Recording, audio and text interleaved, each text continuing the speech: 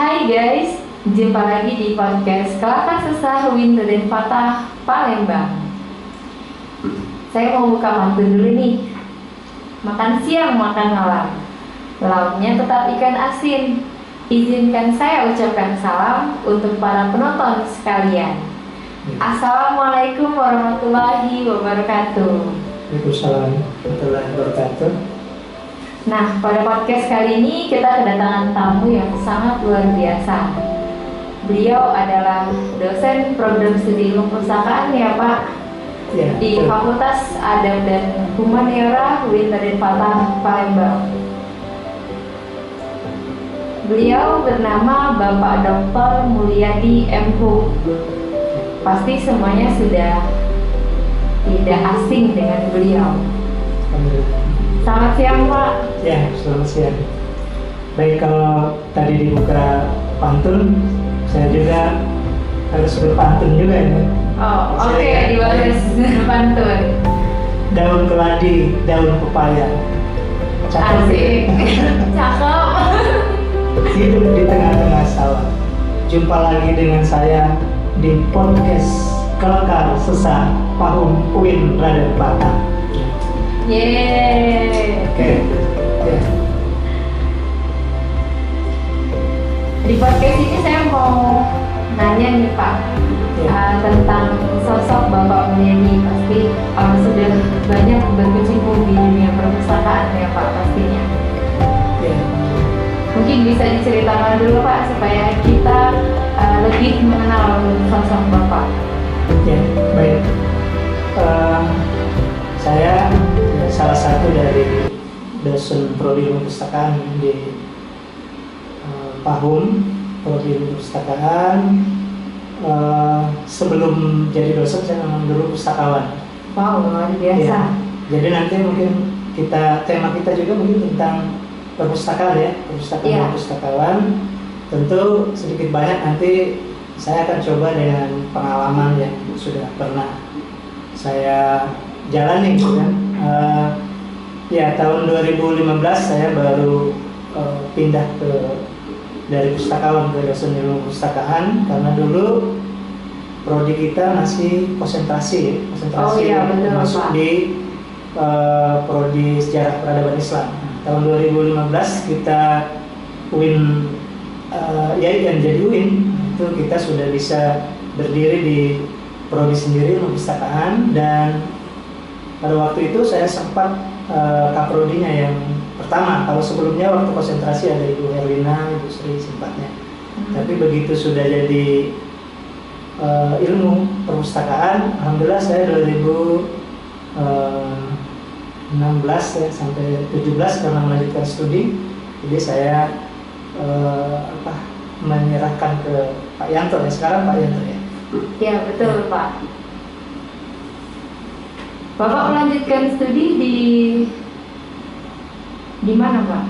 Ya, saya di UIN Sunan Kalijaga ya, UIN Sunan Kalijaga, karena prodi ilmu perpustakaan itu yang di Indonesia baru ada di UIN Sunan Kalijaga. Itu pun prodinya masih studi Islam, kemudian konsentrasi ya, karena memang di UIN Sunan Kalijaga itu prodinya cuma satu, studi Islam, kemudian konsentrasinya banyak, ada PAI, ada hadis, termasuk ilmu perpustakaan. Dan Bapak kebetulan saya dapat yang 5.000 dokter itu ya, alhamdulillah waktu itu.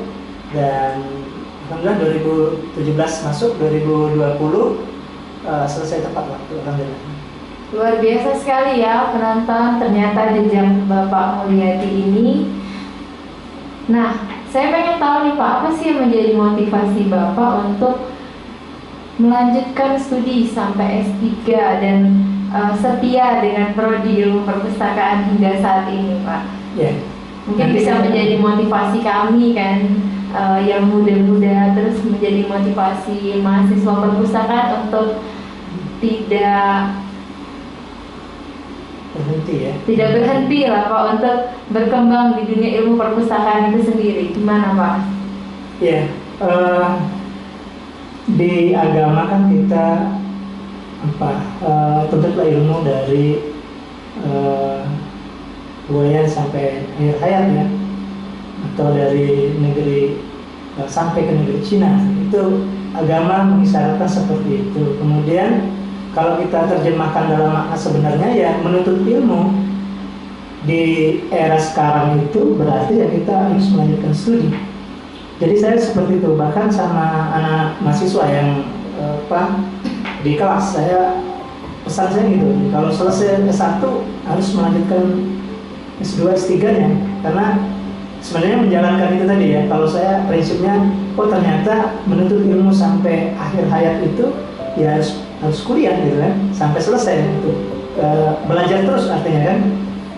Nah jadi seperti itu, jadi ya mungkin punya dasar itu. Di samping itu juga kompetisi kita kan sekarang sudah tidak cukup S1 ya, seperti yang tadi saya sampaikan bahwa mahasiswa yang selesai bahkan sampai mau menikah pun saya syaratkan dengan mahasiswa, kalau ada yang mau melamar gitu, Kak boleh melamar saya, tapi nanti setelah nikah saya mau kuliah lagi, mau nggak? Kalau mau baru oke. Jadi seperti itu ya, jadi selesai S1 silakan keluarga apa, tapi menuntut ilmu terus ya. Jadi saya juga dulu punya tekad seperti itu.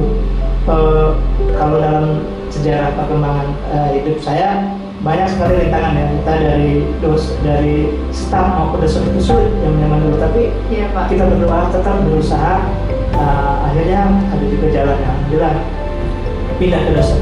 Jadi tetap kita menuntut ilmu ya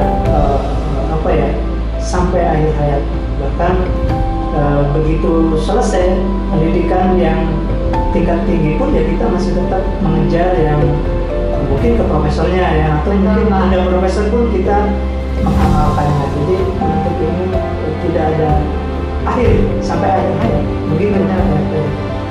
Nah, jadi menikah itu tidak membatasi kita ya Pak ya, untuk terus menuntut ilmu dan melanjutkan studi seperti itu. Nah Pak, menurut Bapak seperti apa sih perpustakaan itu sendiri? Oke, baik ya. Mungkin saya akan bicara terkait dengan genealogitas atau kelahiran perpustakaan ya. Iya Pak. Dari dulu masyarakat kita sudah memahami perpustakaan itu jantung dari pendidikan.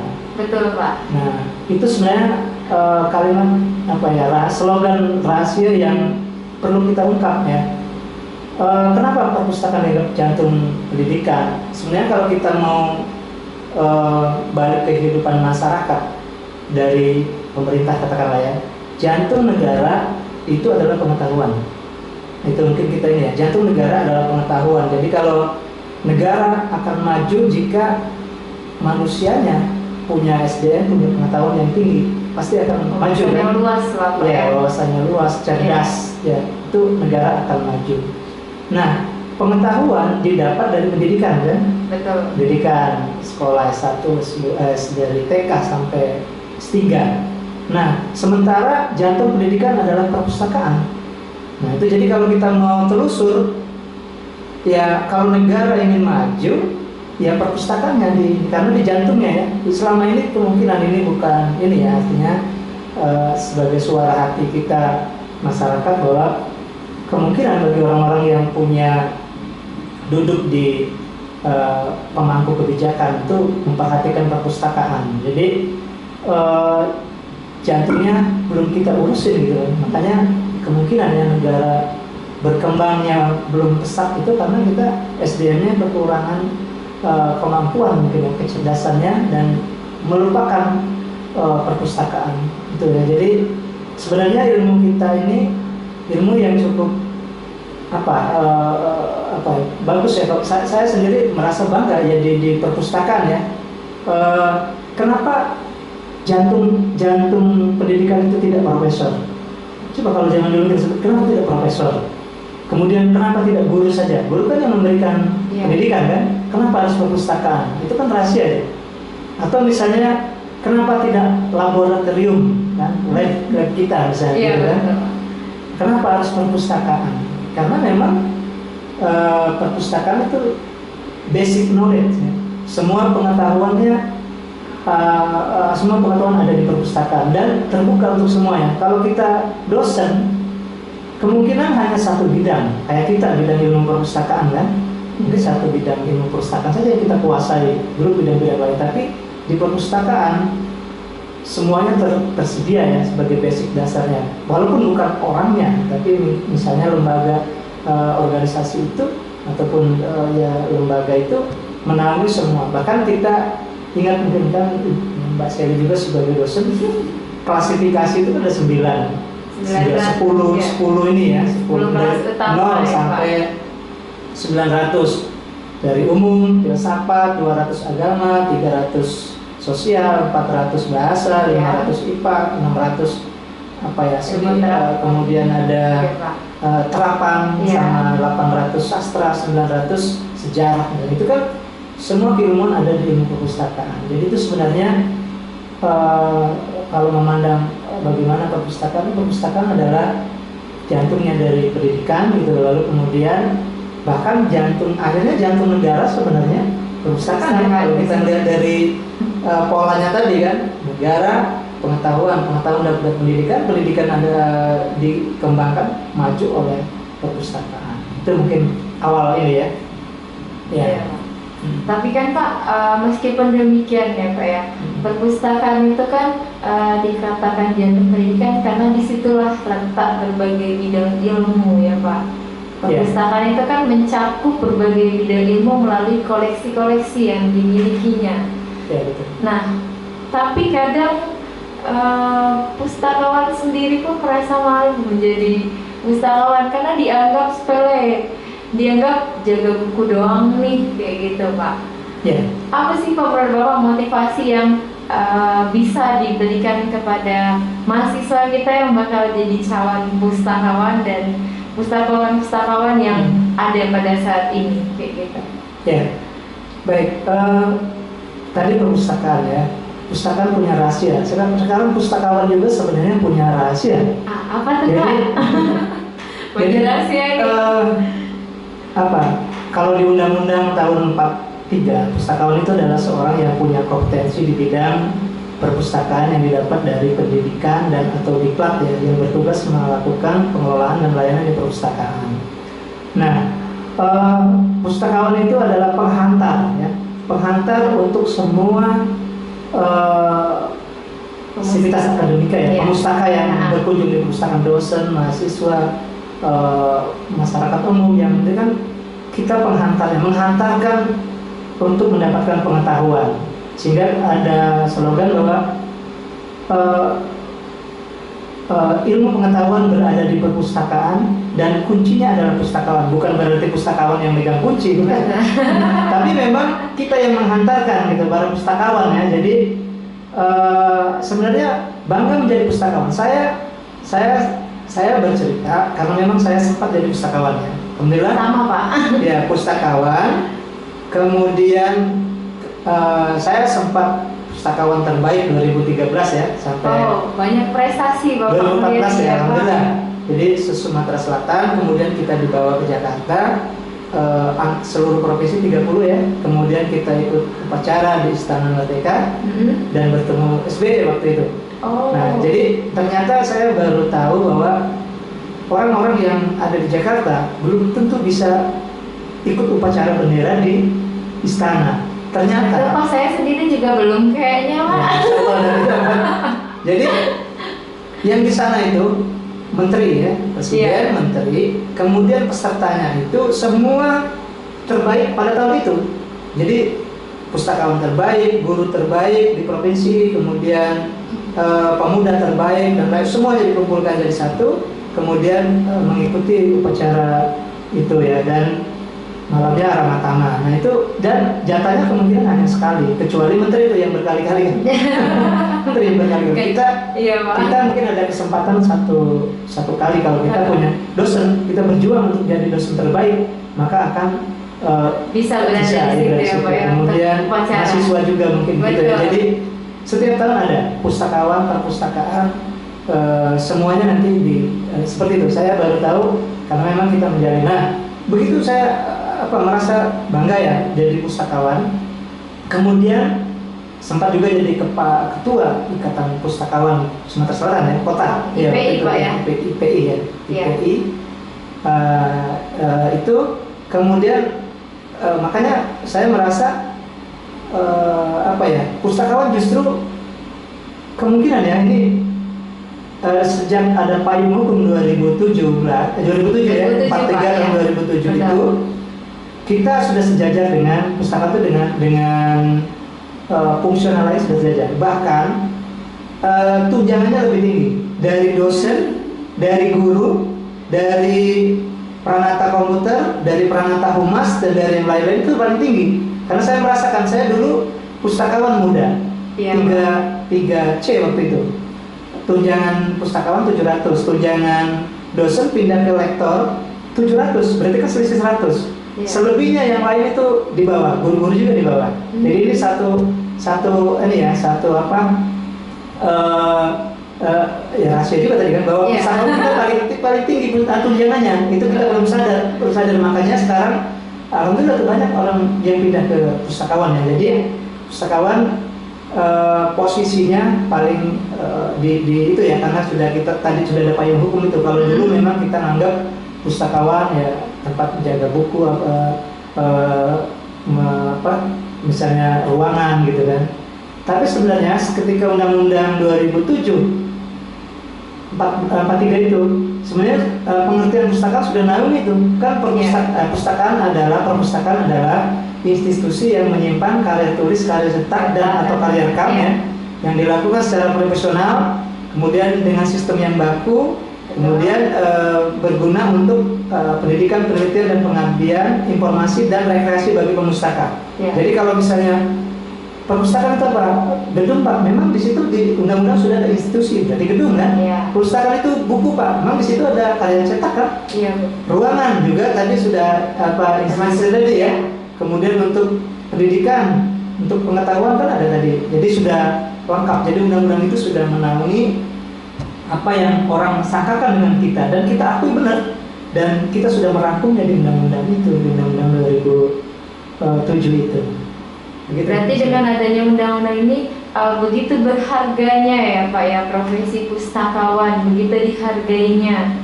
Ya, betul. Terbukti dengan tunjangannya. Betul ya, tunjangannya. Kemudian satu lagi, kalau kita di staf, kita jadi kasub, itu tunjangannya 500 kan? 500. Sedangkan di pustakawan muda itu 700, tidak perlu lagi jadi kasub, sudah naik saja ke pustakawan ya.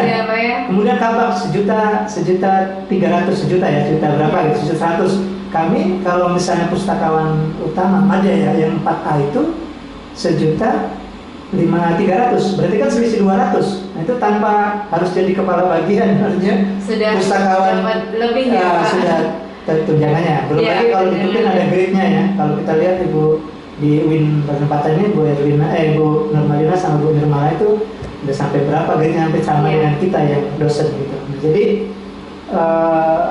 setelah undang-undang itu ada, kita semua bisa sejajar dengan, kalau dulu mungkin kita masih hidup di Menpan apa itu ya.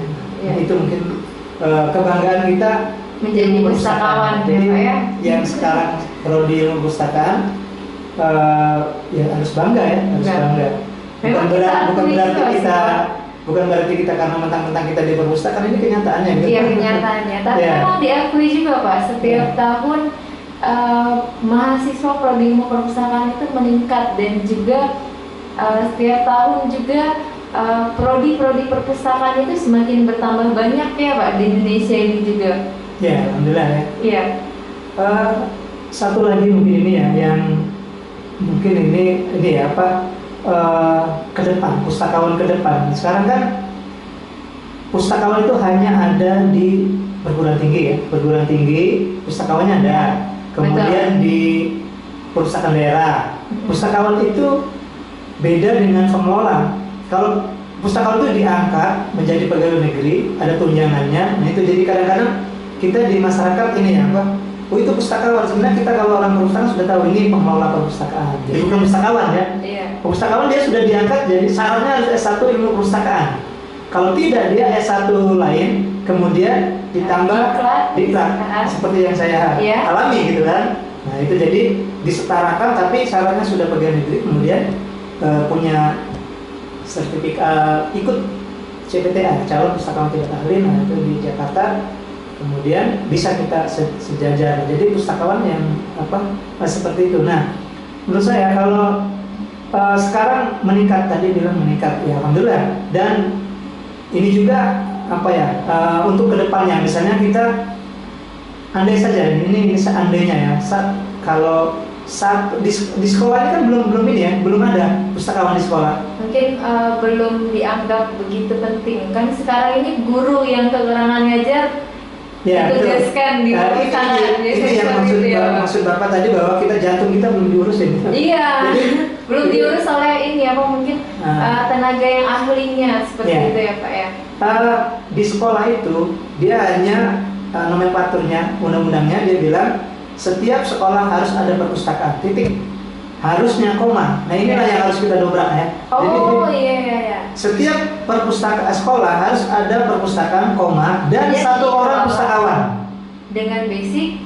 Enggak, satu orang pustakawan itu basicnya nanti kan sudah pustakawan pasti ada satu perpustakaan. Iya. Kalau itu pemangku kebijakan sudah membuat undang-undang seperti itu, nah ini profil kita, alumni lulusan kita, itu lahannya sudah banyak. Semakin bayangkan kita Bapak ya. kalau misalnya di kabupaten SMA saja ada berapa SMA yang butuh satu alumni kita, jangan-jangan belum keluar sudah ditandai orang.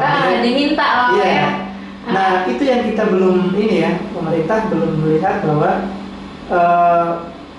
harus di sekolah harus ada satu orang pustakawan. Jadi bukan hanya ada perpustakaan, selama ini kan perpustakaan, kemudian yang nunggunya guru yang diperbantukan, kemudian pegawai-pegawai staf ditaruh di sana. Harusnya pustakawan. Harus ada pustakawan satu orang yang diangkat menjadi pegawai negeri satu setiap sekolah.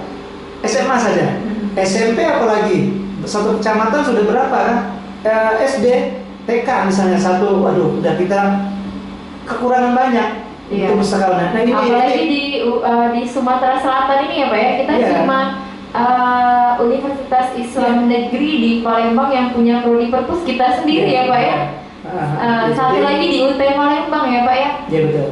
Nah, yang memberi produksi lulusan perpus kan cuma UT sama UIN. Jadi begitu banyaknya lahan untuk mahasiswa prodi lulusan bekerja di perpustakaan nantinya kalau sudah dibuat kebijakan seperti itu ya Pak. Iya betul. Kalau sekarang oke lah, kita selesai diterima jadi pengelola dengan gaji seadanya dari perpustakaannya kan. Sekemampuan instansinya ya betul. Pak. Nah, kalau misalnya yang saya anggap tadi harus ada nomenklatur itu ya, undang-undang itu, mudah-mudahan itu menjadi angin segar untuk para alumni kita kan. Tapi ini kan harapan kita ke depan ya, bahwa satu saat mudah-mudahan perpustakaan kita lebih berkembang lagi kan, dari segi kebijakan, dari segi alumninya juga mudah-mudahan lebih punya kemampuan SDM yang mumpuni gitu kan. Iya, betul sekali Pak. Saya juga sangat apresiasi ya Pak ya terhadap prodi ilmu perpustakaan Mintaden Fatah Palembang ini yang sudah bekerja ya Pak ya di Sumatera Selatan ini, yang sudah tersebar khususnya di Sumsel ini kebanyakan alumni kita. Iya Pak. Iya betul. Itu suatu kebanggaan juga buat prodi kita, terutama Bapak selaku dosen yang senior yang sudah lama ya Pak ya. Mendidik mahasiswa untuk mengelola perpustakaan pada awalnya tahun 2015 ya Pak, kita sudah berdiri jadi prodi. Iya betul. Ya seperti yang tadi saya sampaikan di awal, bahwa pustakawan tadi di undang-undang punya kompetensi. Nah ini juga sebenarnya kalau kita mau kaji lebih luas lagi. Jadi pustakawan punya kompetensi. Sebenarnya apa sih kompetensi kita? Sehingga ada kompetensi guru, kompetensi dosen, kompetensi apalagi yang kompetensi mungkin kalau di guru, dosen, pengawas mungkin sama ya. Nah sekarang kompetensi pustakawan saya. Kita lihat dari sedikit mungkin ini agak ke teori dikit ya. Jadi kompetensi itu apa sebenarnya? Ini perlu kita ini juga kan, karena pustakawan harus pustakawan adalah seorang yang memiliki kompetensi. Iya. Itu kita harus tahu itu. Jadi kompetensi itu dia pertama punya skill. Nah, skill itu dia tidak perlu dari pendidikan, tidak apa-apa. Jadi dia dari diklat, dari orang-orang di bengkel itu kan Otodidak lah, dia Pak, ya. otodidak ya, ada yang otodidak. Jadi skill, punya kemampuan skill, kemudian ditambah knowledge. Knowledge itu dari pendidikan. Oke lah, S1, S1, S2, S3 ilmu perpustakaan, baru digabung skill dengan knowledge, itu akan menjadi orang yang capability. Iya. Kompetensi di bawah nih, masih belum. Jadi capability itu kapasitas.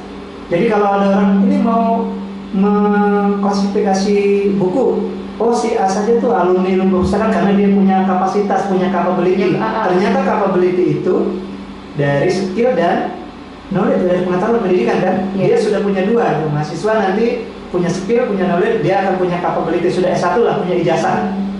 Kemudian kalau kita sudah punya ijazah, belum jadi kompetensi, harus ditambah satu lagi. Jadi ditambah otoritas. Kalau kita diangkat sudah menjadi kaprodi, itu punya otoritas tuh, berita-berita kan, punya kepala perpus ya. Berarti kepala perpus itu biasanya dia sudah jadi pustakawan, sudah punya pendidikan, sudah punya pengalaman yang luas. Nah, jadi kompetensi itu adalah antara capability dan authority, baru punya kompetensi. Nah, jadi kalau kita misalnya, Pak Yanto, Pak Prodi, itu bisa punya kompetensi tuh, punya kemampuan, berarti dari skillnya, dari pendidikannya, dari capability-nya sudah ada, dari authority sudah ada. Nah, itu baru menjadi orang yang kompetensi. Nah, mahasiswa harus, kalau ingin jadi kompetensi harus seperti itu. Kalau dia ustadz, berarti dia punya capability saja. Kalau dia pemimpin pondok pesantren, punya authority. Kalau misalnya suruh ngisi materi, oh yang itu saja yang pimpinan pesantren, dia punya kompetensinya. Iya. Ternyata kompetensi belum cukup ya, harus ditambah satu lagi. Kalau kita sudah ada kompetensi, ditambah lagi komitmen. Komit ya. Nah, harus komit ya, Pak ya. Komit. Kalau saya ilmu perpustakaan, apapun saya perbincangkan ilmu perpustakaan. Iya. Artinya kita bicara bertemu kita di podcast ini, terus kita bicaranya perpustakaan kan? Iya. Bicara di perkebunan, nanti kita buku perpustakaannya. Jadi komit kita seperti itu. Komit itu kalau bahasa konsisten loh, Pak ya. Iya, bahasa Palembangnya tuh kau tuh lah dek. Nah, jadi tidak ada yang lain lagi gitu kan? Nah, jadi itu kalau kita sudah komitmen seperti itu, kita orang perpustakaan harus punya komit seperti itu kan? Nah, ternyata kompetensi ditambah komitmen baru orang intelektual namanya, intelektual general. Iya. Jadi orang intelektual itulah kemampuan yang paling tinggi, profesor. Berarti kan, nah sudah banyak tuh, skill, knowledge, capability, authority, kompetensi, komitmen, baru intelektual. Iya. Nah, posisi kita ini berdosen berarti berada di skill, knowledge, capability kita baru ya. Belum nanti authority, kompetensi, bisa ke intelektual. Jadi kalau kita udah jadi profesor nanti, orang intelektual berarti orang yang punya profesor itu dia pasti udah ngalamin tadi tuh, punya skill sudah ada ya, knowledge sudah ada, pernah jadi dosen ya, jadi dosen, pernah jadi kaprodi bisa menjadi kemudian dia punya kompetensi di bidang itu, komitmen, dan akhirnya punya intelektual. Nah, kita jadi bukan hanya bidang ilmu perpustakaan saja, misalnya dia sejarah, berarti, nah coba yang 5 itu, ini kalau jadikan kerangka konsepnya itu, kita berada di posisi mana? Mahasiswa berarti baru punya di level 2 tuh. Skill sama knowledge-nya ya. Nah, masih jauh tuh, bahwa kita aja masih jauh. Tapi itu yang kita ingin capai. Kita sebagai akademisi harus capai intelektual general itu. Artinya misalnya intelektual Islam, berarti dia siapa, misalnya kita tokoh intelektual Islam, misalnya Abu Somad misalnya kan, atau Habib Rizik, atau siapa yang di MUI misalnya, itu kan berarti kalau kita lihat, nah itu sudah tadi polanya itu sudah mengalami semua. Oke, mungkin dia tidak meloncat dari yang tidak memimpin pesantren, tapi lebih dari situ masanya lebih banyak. Sangat menarik sekali ya para penonton di rumah dan dimanapun berada. pembicaraan kita dengan Bapak Dr. Mulyadi M. Hum terkait dengan perpustakaan, terkait dengan konsep menjadi orang yang intelektual dan tentang pengalaman-pengalaman beliau ketika menjadi pustakawan dan hingga saat ini menjadi dosen ilmu perpustakaan. Ya, ya alhamdulillah, mudah-mudahan kita tetap semangat, kemudian ya kita bangga dengan ilmu perpustakaan yang kita geluti ya untuk menjadi bidang, dan itu sudah pilihan kita untuk kedepannya bagaimana menjadi pustakawan yang punya kompetensi yang seperti saya sampaikan tadi, dengan kemampuan yang harus kita miliki, dan yang sudah selesai juga mungkin berjuang lagi yang alumni misalnya kan, untuk melanjutkan ke jenjang berikutnya ya Pak ya, jangan putus.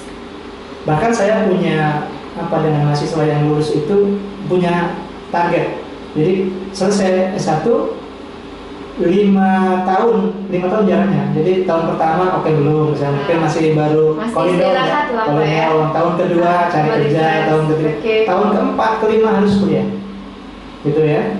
Nanti selesai lagi mungkin itu dulu rehat dulu, tapi tetap ngejar lagi yang jenjang berikutnya. Jadi itu tadi yang seperti saya sampaikan. Di samping itu juga kita mengamalkan sunnah Nabi juga, menuntut ilmu sampai akhir hayat.